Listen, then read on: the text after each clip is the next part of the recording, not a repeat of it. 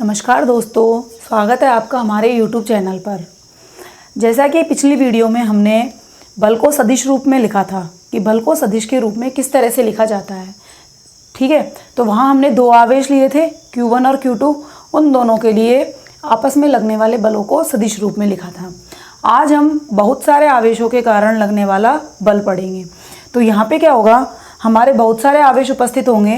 जैसे मान लो ये कई सारे आवेश मैंने बना दिए और किसी एक आवेश पर लगने वाले बल की क्या करेंगे, गणना करेंगे। तो जो ये सिद्धांत है ये कहलाता है हमारा अध्यारोपण का सिद्धांत।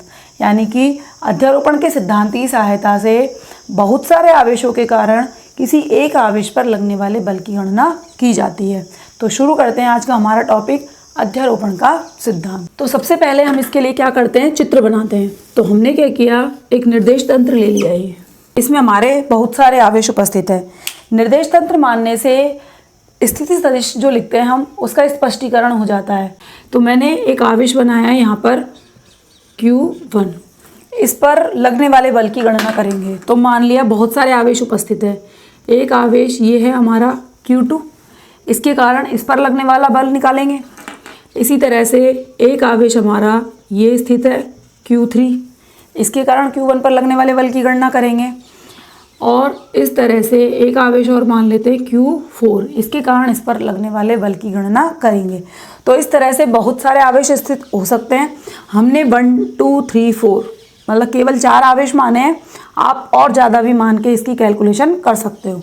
तो सबसे पहले देखो Q1 का स्थिति सदिश क्या होगा। Q1 का स्थिति सदिश मान लेते हैं क्या है, R1 वेक्टर। इसी तरह से सबका मान लेंगे।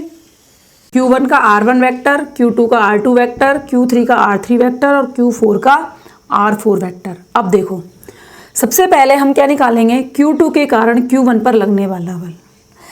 एक चीज़ यहाँ ये ध्यान रखनी है कि हम सभी आवेशों के कारण Q1 पर लगने वाला बल ज्ञात कर रहे हैं। तो Q2 के कारण Q1 पर लगने वाला बल इस दिशा में आएगा।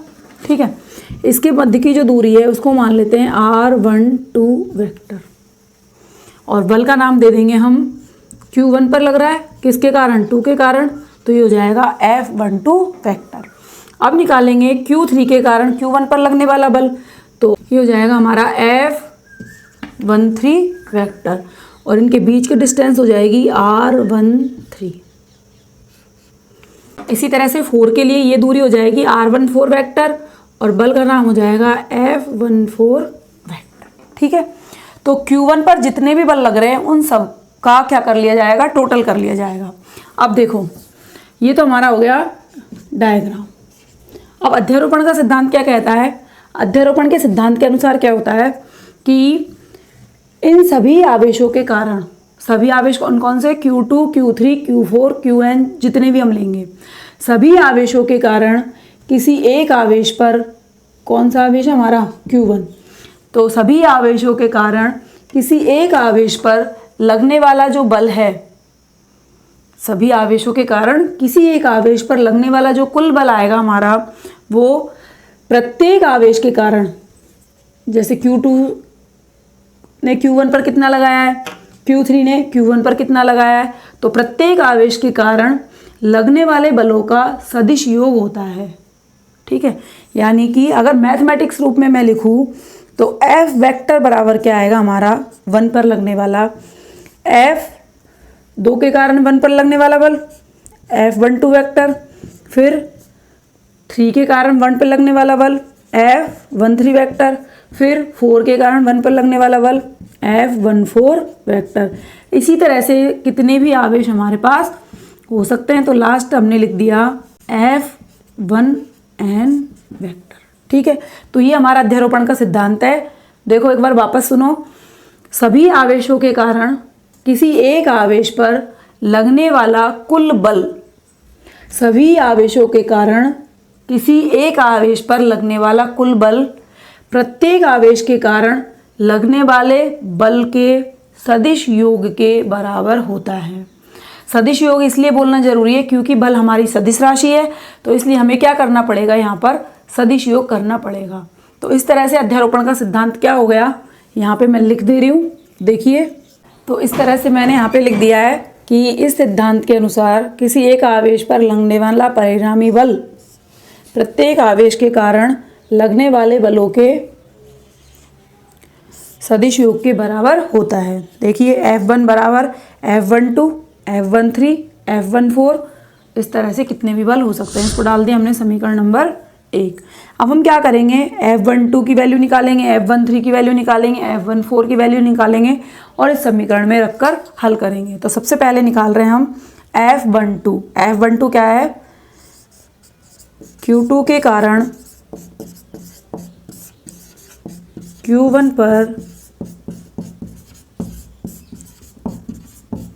लगने वाला बल F12 क्या होगा, K Q1 Q2 upon R12। Distance कितनी है दोनों के बीच, R12। देखो ये Q1 और Q2 के बीच डिस्टेंस कितनी है, R12 स्क्वायर और R12 कैप, समीकरण नंबर 2।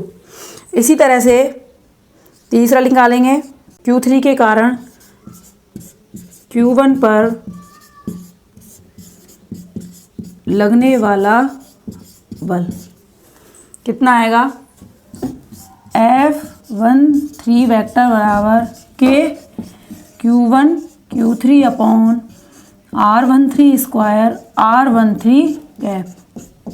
देखिए 1 और 3 तो डिस्टेंस कितनी है, R13, तो K Q1 Q3 upon R13 square R13 cap. तो ये हो गया Q3 के कारण Q1 पर लगने वाला बल।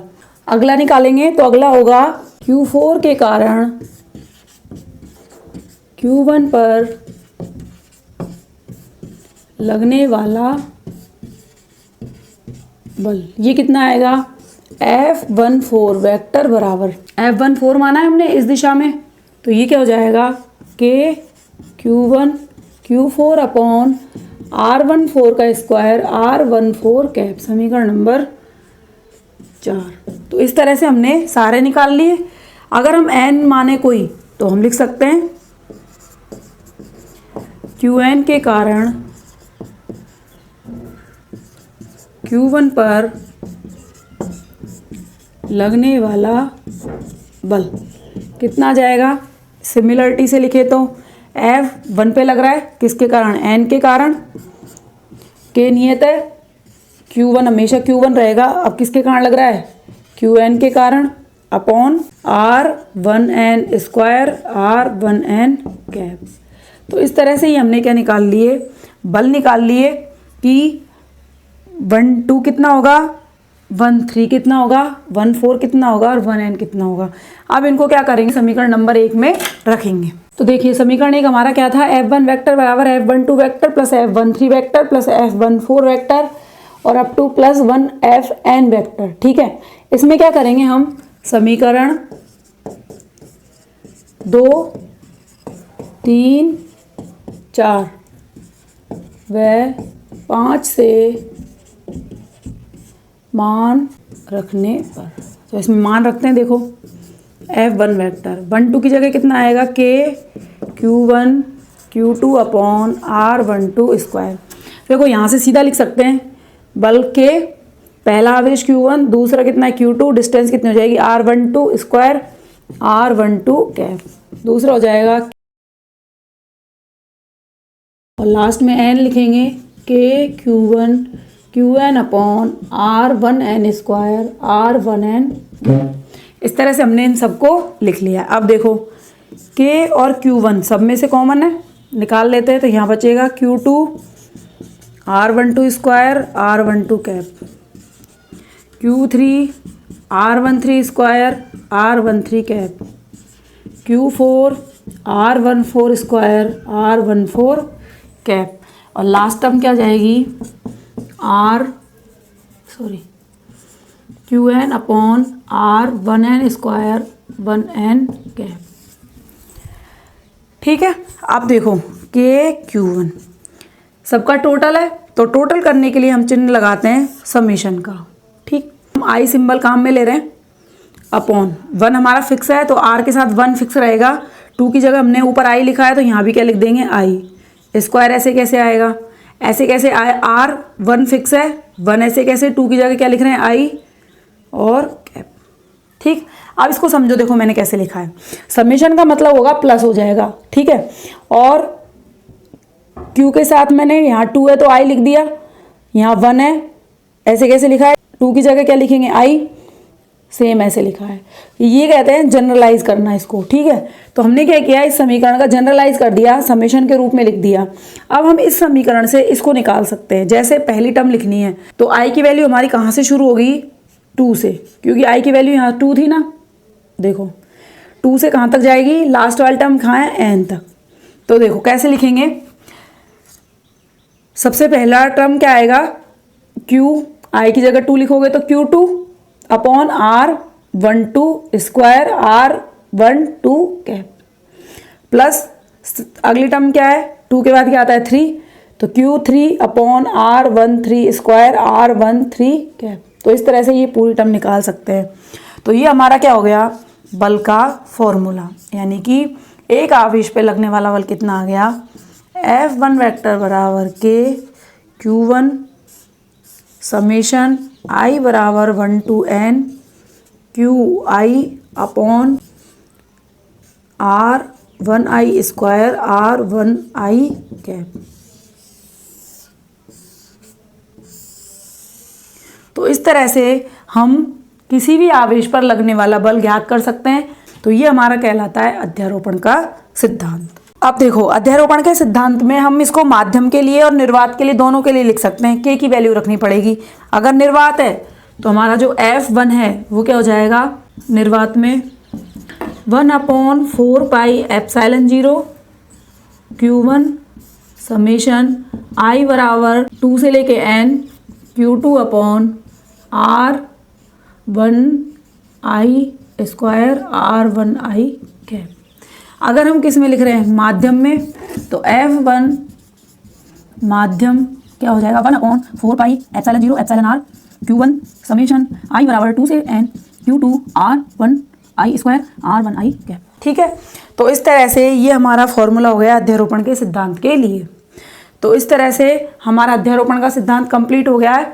वापस बता दे रही हूँ, अध्यारोपण का सिद्धांत क्या होता है, किसी एक आवेश पर संपूर्ण उपस्थित आवेशों के कारण लगने वाला परिणामी बल प्रत्येक आवेश के कारण उस पर लगने वाले बलों के सदिश योग के बराबर होता है। सदिश योग किया हमने सबका, ठीक है। तो मेन चीज़ है सदिश योग। पहली अध्यारोपण के सिद्धांत में क्या करेंगे, सदिश योग करेंगे। दूसरी चीज़ क्या है, सभी आवेशों के कारण जो लगने वाला बल है वो एक पे निकालेंगे। यानी कि जब पेयरिंग होगी, जैसे 2 के कारण आप 1 पे निकाल रहे हो, तो अन्य आवेशों की उपस्थिति का कोई प्रभाव नहीं पड़ेगा। तो हम क्या कहेंगे कि अध्यारोपण के सिद्धांत में किन्हीं 2 आवेशों के बीच जब बल लगता है तो और आवेशों की उपस्थिति का उस बल पर कोई प्रभाव नहीं पड़ता। ठीक है, तो यहाँ पे एक चीज़ ये ध्यान रखनी है। तो इस तरह से ये हमारा क्या हो गया, अध्यारोपण का सिद्धांत। देखने के लिए धन्यवाद।